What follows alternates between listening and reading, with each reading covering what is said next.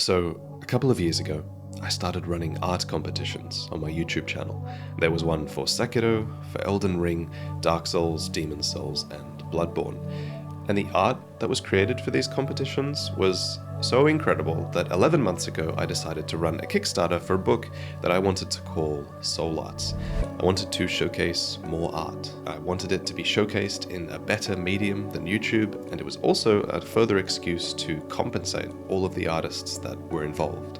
And now, almost a year later, the finished product is in my hands, and I kind of can't believe it. I can't believe I'm holding this right now.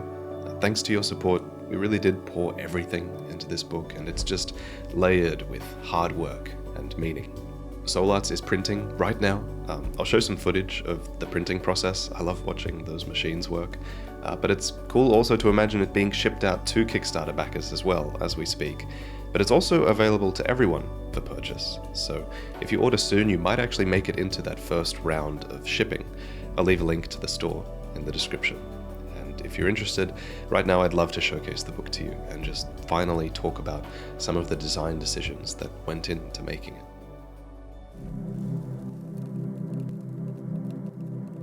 So first off, I'd love to talk about this slipcase. There are a few reasons why I knew I really wanted to do a slipcase for Soul Arts. First and foremost, it just gives that intuitive feeling, I think, that the book inside is something worth protecting, which is a feeling that I really like. On top of that, literally, it gave us an extra layer of design elements to add to the book. So these 5 glyphs, for example, each correspond to the art competitions and the chapters of Soul Arts. There's one for each. Inside each one, you can see a symbol that corresponds to the winner of each of those art competitions, which is a cool detail. Credit to Andrew Hind for designing this slipcase. But another thing I knew I wanted was a window. I think that a window gives a really inviting view into the cover behind the slipcase, which in turn invites you to open it and explore the book a little bit more. The circular symbol here was necessary, I thought, or the best shape for a window in this cover, because circular symbols are all over Dark Souls and Elden Ring and Bloodborne, like the moon, the dark sign, the Elden Ring. So I knew that was the shape I wanted to go for, and it just works so beautifully, showcasing these characters at the top of Ricardo Amike's beautiful cover art. So this is Ricardo Amike's stunning cover art for Soul Arts. It features this tangle of grey limbs, this tower of bodies that descends all the way down past an ethereal canvas that all of the artists struggle to paint upon. The name of this piece is "We May Be But Small, But We Will Die a Colossus," which is a line of dialogue from Dark Souls 3, and it really speaks to the individuality of these artists, but also the joint venture that they're all drawing upon. Ricardo is just so talented. Let's look a little bit closer and you can see his mastery of lighting and anatomy, and every single one of these characters is unique. They're all a reference to the kind of creature designs that From Software themselves create. And even up till today, I'm still finding little references in here that stun me. Like, I knew this was a Dark Souls 1 dragonkin kind of creature, but then I realized it actually has, as a paintbrush, the dragon tooth from Dark Souls. Another favorite is this Corvian creature here, who has these splayed paint brushes like a claw. And Ricardo is just so incredibly talented, and all of these characters continue all the way down into the darkness, where unfortunately some of them are hidden from view. And that's one of the meanings of this piece to me. It represents how unfortunately some artists couldn't be included in Soul Arts and couldn't make it into the art competitions, which was basically the biggest tragedy for me when creating this book and the most difficult thing for me. So, very meaningful piece. I'm sure you can get your own meaning out of it as well. But without further ado, let's crack this open and have a look. So when you first flip open Soul Arts, you're immediately greeted by these gorgeous golden end papers, which feature hundreds of little symbols that are all references to the artwork in the pages to come. And I love how these end papers are present on the side here as you flip through the book, but on this opening spread we had to include the Painted World, which is probably my most popular piece of merchandise. There are hundreds of little references in here to Dark Souls, Demon Souls, Bloodborne, and Sekiro, if you get close enough. And I hope a lot of you do look for all the meaning that we've sort of layered into this book. But even if you don't, I hope that subconsciously you still feel that that meaning is there. If you look closely at the blurb, you'll find a link to an unlisted YouTube video where I narrate every single word of Soul Arts so that you can listen along to my narration as you flip through this book. But then we reach our first chapter, which is the Sekiro Chapter, and here we have this stained glass window design where every panel of the window is actually a design from the chapter to come. So in that way, this is literally a window into the first chapter.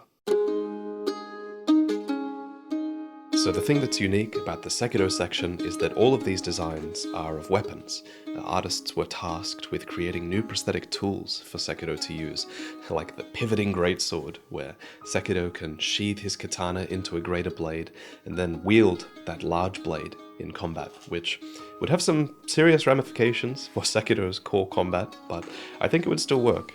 One thing that's important to remember is that all of these designs were created before Sekiro was released, so they're all extremely original as a result. Like the Mantis blade, which is in its folded form here, but then it can fold out and be seen in its true horizontal glory.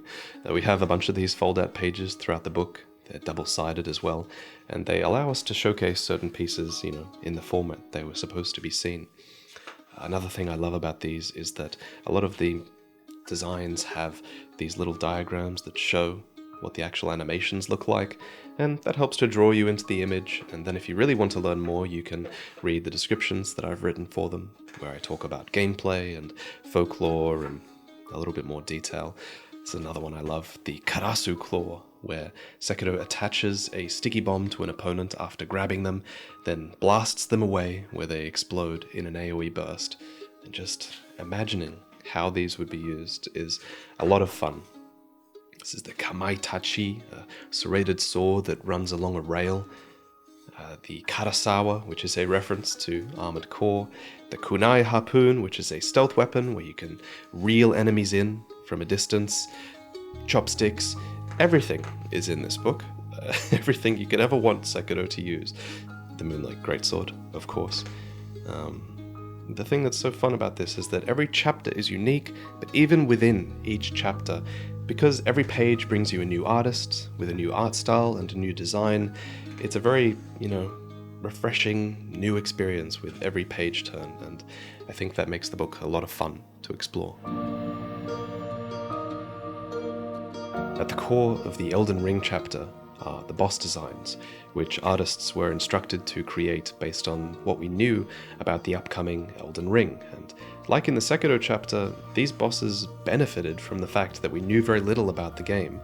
They're so inspired, like Hearn the Hunter, which is a boss that stalks you as you progress through his section of the open world, firing arrows at you from afar and motivating you to flee his domain. A lot of bosses lured you in to their section of the open world where they would fight you, and some of these are so inspired, like the Nakilavi by Andrei Schurstak, which made use of the fact that we knew Elden Ring was going to have mounted combat, so this enemy fights you on horseback, and you can choose to dethrone the rider or kill the horse, and whatever you decide, that will influence what happens to you in Phase 2 and Phase 3. Such an incredible design. Another big aspect of this chapter was the fact that entries were supposed to be based on Nordic folklore, or some sort of folklore in that region, and you really see that come through in some of them, like in Star Child by Daniel Knoblich, which is this monochromatic, photorealistic rendition of a fairy tale, which I really enjoyed writing about and reading about, and that was really my main job with these, was to write stories. This is another favorite, sorry I have to talk about it. This is the Nokken by Gregory Holmes, which is this unassuming silhouette seen in the ocean, which draws you in curiously, or maybe you're drawn in by the loot on the shore. But when you get closer, the giant monster is revealed underneath, and this is what fights you. This is what drags you under the water and engages you in underwater combat, which didn't make it into Elden Ring. But there was a time where we where we believed, where we thought things like that might exist. And that's what's special about this chapter, is that these artists really captured a snapshot of what it was like waiting for Elden Ring.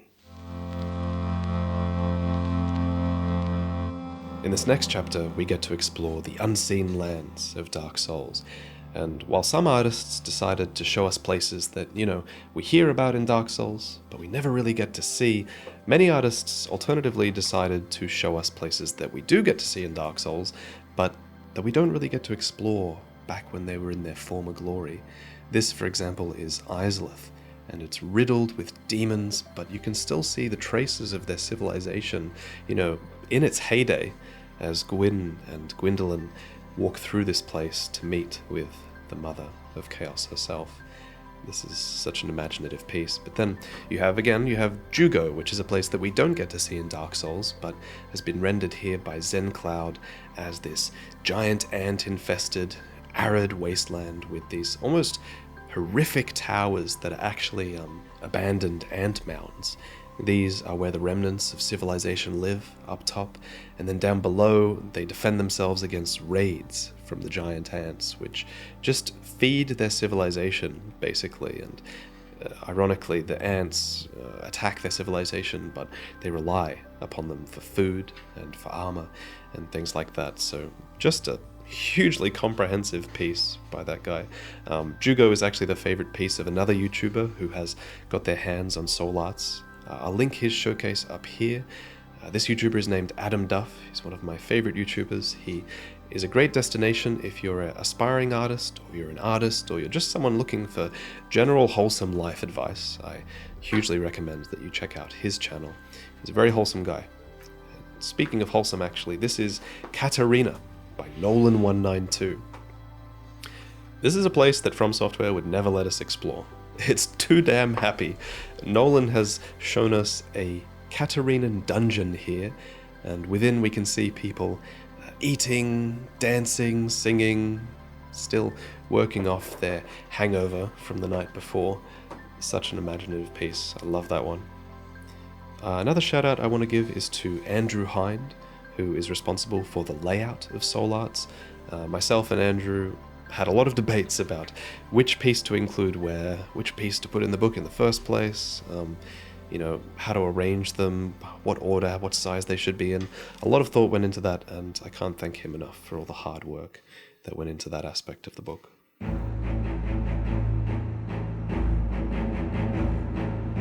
As we head into the Demon Souls section, I want to quickly recap. So, for Sekiro, I wanted artists to create weapons.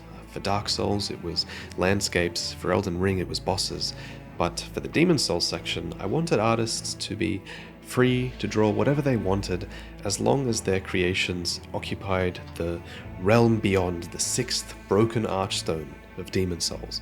This place is called the Northern Limit, and it features in cut content from that game. So here we have a boss, the Iron Baroness, who is inspired by the Shadow Men of Demon Souls, which we knew featured in that cut content. Here we have the Great Ravine, which features giants and men, and it's an area that had its ecosystem forever changed when a giant explosion rocked the area and led to the rise of scavenger tribes who took over this area. Here we have the Weaver, who occupies the Twisted City, which is this creature that exists in sort of like a dreamlike world that she weaves into being. We have, very sort of horror-esque renditions of giants. We have, these remnants of a war against the giants, which is what the Astray Knight depicts. It depicts this man, Commander Hute, who fought in the war against the giants, with his sword for killing giants and a sword for killing men. He has a fantastic story. This one is like photorealistic. It looks like it's an in-game shot, right? I don't know how some artists create this digital art. It's incredible. I decided to tell the story of this one through item descriptions, which might be a lot of fun. Writing these stories was actually a lot like writing stories based on Dark Souls. You know, I had scraps of information and I pieced them together and tried to tell a story about it, which was a lot of fun. As we dive into the Bloodborne section of this book, I might go on record and say that I think Bloodborne might just have the most insane, the most cultish fans of any From Software release, and I mean that as a compliment, because I think that attitude extends to Bloodborne's artists as well. Look at this piece, for example. This is an entry by Thomas Chamberlain Keane, and he creates not one, not two, but 7 incredible pieces of art that all serve his narrative, that take you through the world of Ailing Loran. And I should mention that the goal of the Bloodborne competition was to imagine Bloodborne 2, no matter what form that took, whether it was a landscape, or a trick weapon, or a boss. These artists really did go all out. And another one I really want to draw your attention to is this. This is Oceanborn by Toby Trebblejar. And it has our hunter venture into the depths of the ocean, except that ocean has been effervesced. It's evaporated. And so you're exploring these depths and all the eldritch creatures that have been brought to light within. And I mean, just look at these. It's just basically the basis for an entire game right there in a few pages. And I could keep going, but really I think this book is best experienced, again, not through YouTube, but by holding it in your hands, by flipping the pages, by going deeper and looking close up and reading the narratives that are inspired by this artwork. So I hope you decide to pick up a copy. Remember, you can get it from the link in the description, or additionally, you can listen to my narration of this book over on YouTube if you can get that link at the start of the book. But on that note, I also want to mention that I will be narrating the entirety of Abyssal Archive, which is 2 enormous books made by the same publisher of Soul Arts, and these 2 books are dedicated to the lore of Dark Souls. So if you want to listen to me literally talk about Dark Souls lore for hours on end, then please check out this project in the description below. Its pre-order campaign is live right now, and this lore is written not by me, but by Loki, who has helped out with a lot of my videos, and he's one of Dark Souls' most dedicated scholars. So again, you can pre-order with the link below, and it should start shipping at the start of next year, so don't miss out. But before I go, I want to give a huge thanks to John Devlin, who was with me for every single judgment of every single art piece that made it into this book and that made it into the art competitions. John was with me every step of the way, helping me judge artwork, which is like a futile endeavor really, but we did our best, and I couldn't have done it without you, man. Ricardo Amike, he helped judge a couple of pieces, so he has his own interview alongside John here at the back of the book. Ricardo was a part of every single art competition. He judged a few, he created artwork for pretty much all of them, I think, and again, couldn't do it without the artists. They're all listed here in the artist index. Go to this page as you're reading Soul Arts, find these artists, go to their ArtStation pages, their portfolios, commission them, give them work. You can tell they deserve it, honestly. And lastly, thank you to the benefactors of Soul Arts who supported the project on Kickstarter, and thank you to Tune and Fairweather who published this beautiful book.